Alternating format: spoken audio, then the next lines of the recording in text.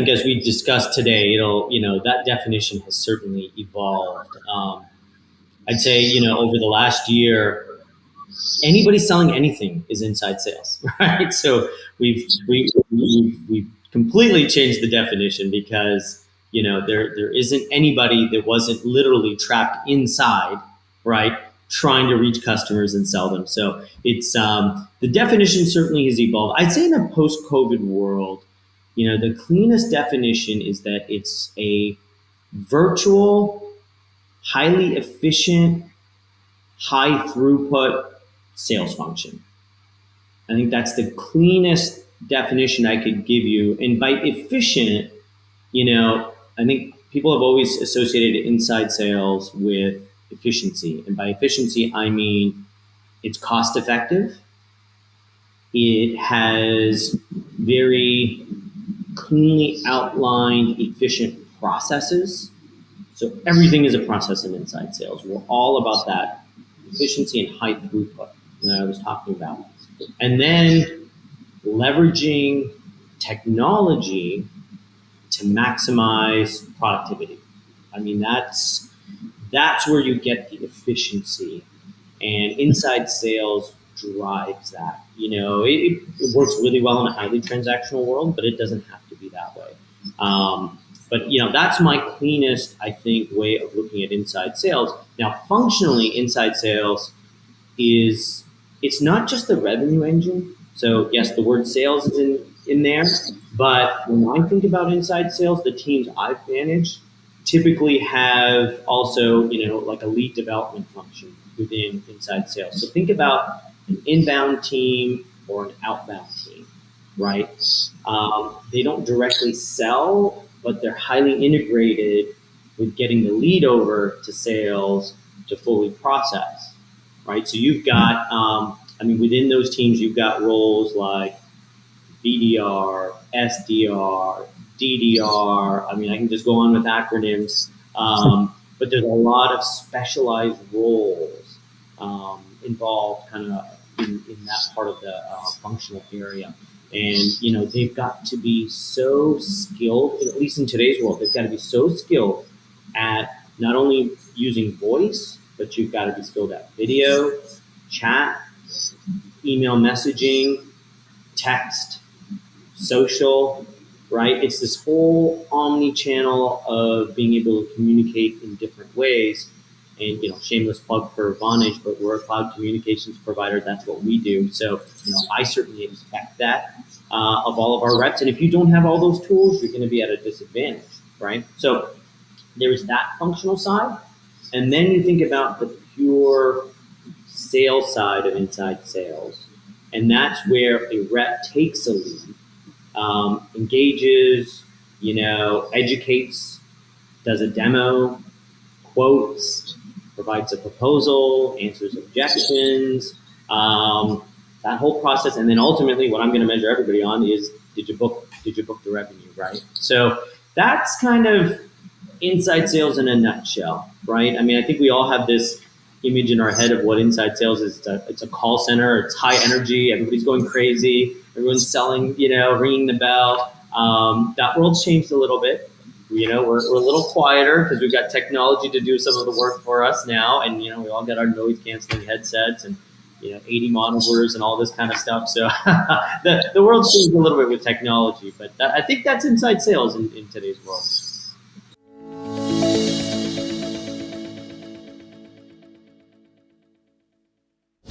At the core, it hasn't changed.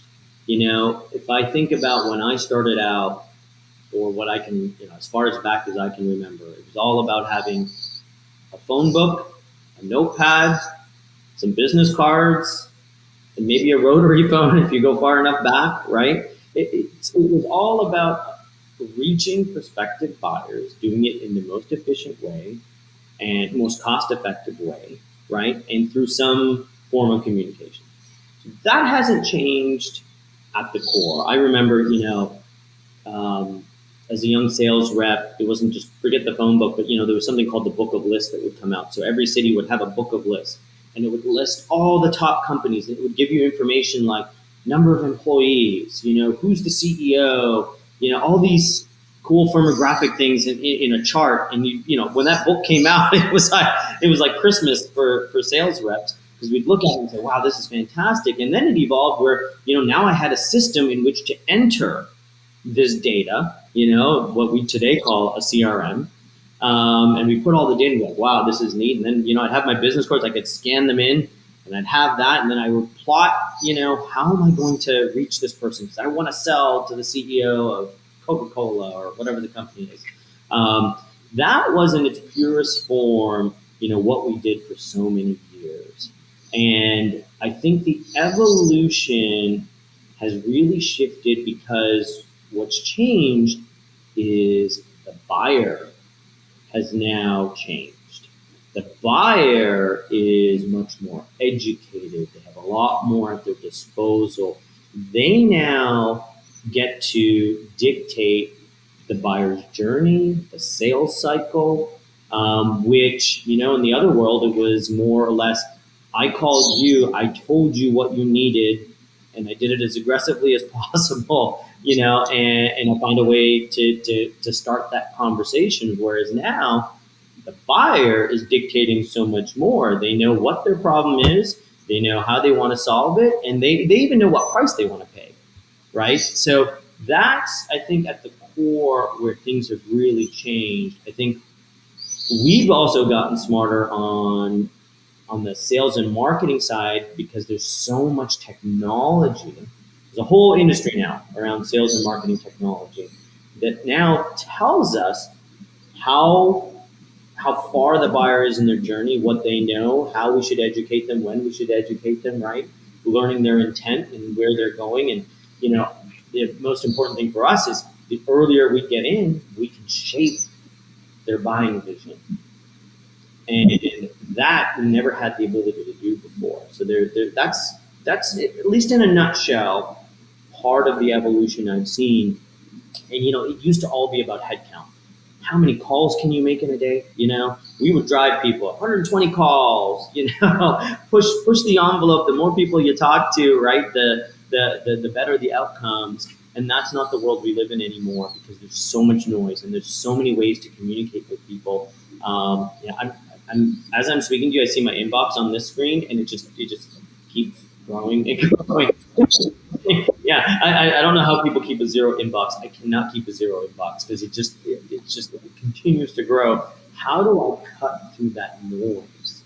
And inside sales plays a very critical role in trying to enter the buying process at the right time, and to find a way to shape the vision. So if I'm a buyer and I'm educating myself, how is your product, right, and your message shaping my buying vision, so that when you do call me, I say, wow, you've got what I was looking for, and then I just have to beat you on price.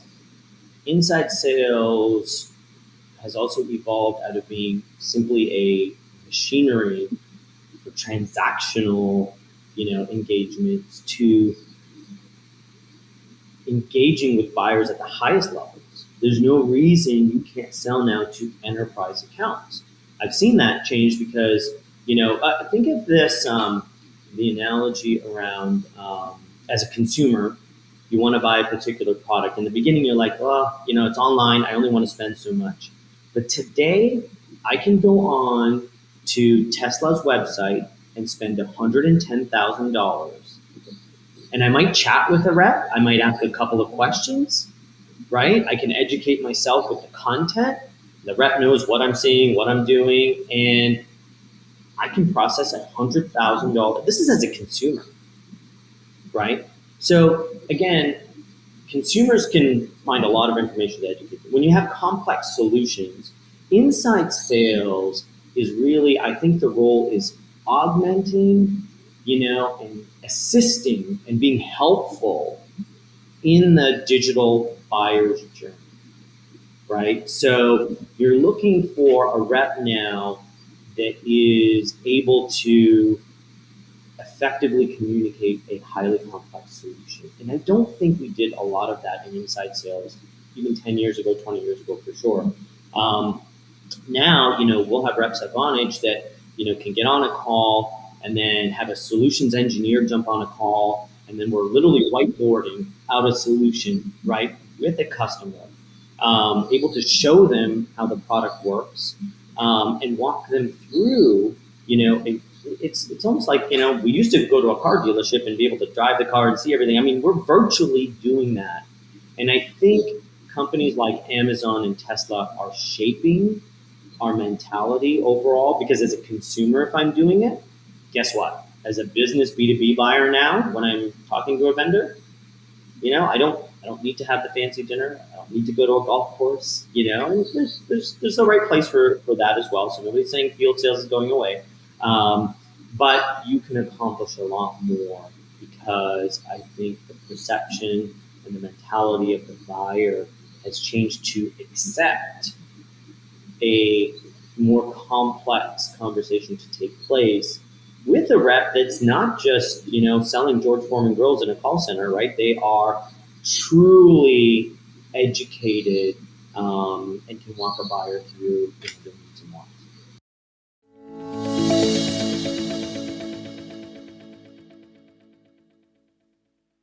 A lot of inspiration came from, there's a book called The Sales Acceleration Formula. I certainly would look at that, by Mark Roberge. I think he was one of the co-founders at HubSpot. Excellent book to help shape a framework.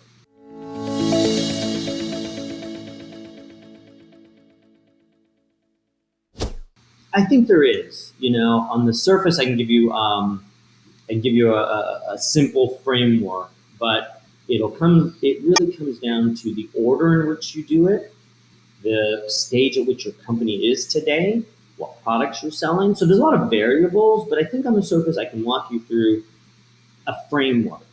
And I can tell you, with my 20 plus years doing this, I've failed enough. I can tell you what not to do for sure. And I can start to point you in the right direction on what I'm seeing works. And it's never perfect, because every company has limitations in budget and resources. But truthfully, I think you can do it not necessarily having to have all the resources internal. I think nowadays there are enough companies out there that can start to drop in a solution to help you accomplish something. So you can whiteboard this, and you should. You really need a detailed plan. Draw it out. Have every process written out with a requirement and an end goal and a metric. So I would almost call it the 3 M's, which is understand your market, build your messaging, and drive to certain metrics. And there is technology, automation, and AI that can help to spit out those metrics. So you need to figure out the right tools to get you there, right? So I think we could probably walk through each of those if that's helpful. There's some terms I'll throw out there, like total addressable market. Be very clear on what your total addressable market is, right? Understand who your ideal buyers are. Map that out.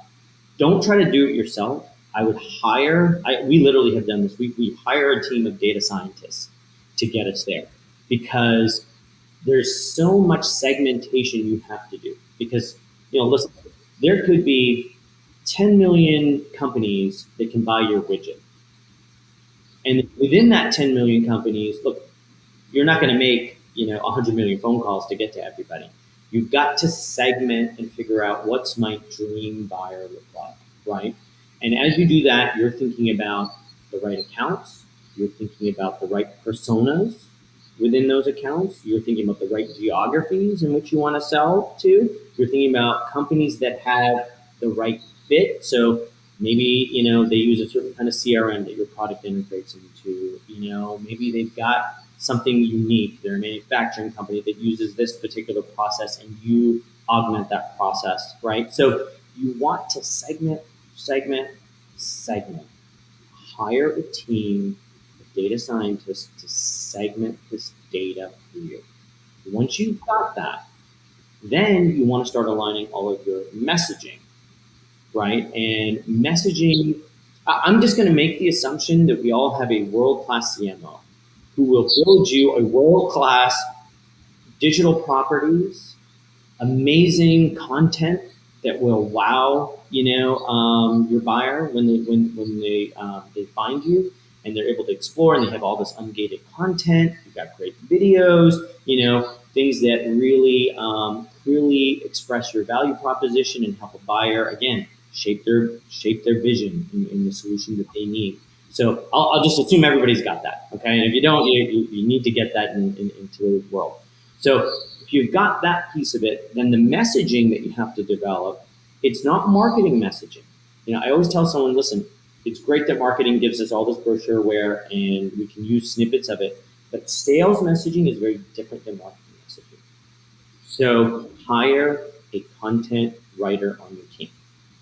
It's an absolutely critical position. Have somebody writing sales messaging for your teams. Don't rely on your reps to do it. Their job is to have great conversations, but between all the communication that has to happen, find a way to make all your processes scalable.